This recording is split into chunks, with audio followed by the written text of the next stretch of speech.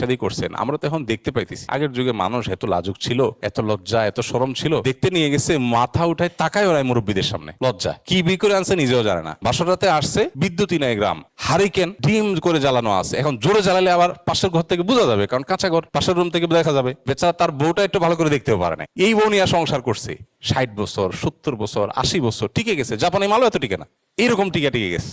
এখন বিয়ের আগে ইটিস পিটিস করে একটু স্বাভাবিক হওয়ার চেষ্টা, একটু কি বলে তথাকথিত বোঝাপড়ার চেষ্টা। আরে কিসের বোঝাপড়া, দাঁড়ায় পান জায়গা পান না ভাই। বিয়ের আগে বলে যে বোঝাপড়া না হলে একটা হঠাৎ একটা মানুষের সাথে কেমনে থাকে। সেকুলার পাড়াতে এটা খুব পপুলার একটা কথা, যে বিয়ের আগে একটু আধটু উঠা বসা, কাছে যাই, ঘেসি, বসি, দড়ি মাছ না চুই পানি, এরপর আস্তে আস্তে বিয়েতে যাই। হঠাৎ করে বলা নাই কোয়া নাই, শুধু একটা দেখা সাক্ষাতের পরে বিয়ে হয়ে একটা লোকের সাথে কিভাবে থাকে। বাহ্যিকভাবে খুব যৌক্তিক মনে হয় যে হ্যাঁ আপনার খুব বোঝাপড়া হলো, 2 বছর, 4 বছর, 6 বছর রিলেশন হলো, এরপরে একসাথে বিয়ে হয়ে গেল। তাহলে বোঝাপড়ার পর বিয়ে হলে ওটা তো টেকার কথা, কারণ বুঝে শুনেই তো নিছে নাকি। এগুলো কি বেশি টিকে না কম টিকে? চায়না মালও তো একটু বেশি টিকে,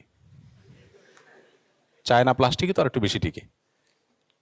এখন শয়তান বুদ্ধি দিছে কি, না না না না, আগে একটু বোঝাপড়া দরকার আছে।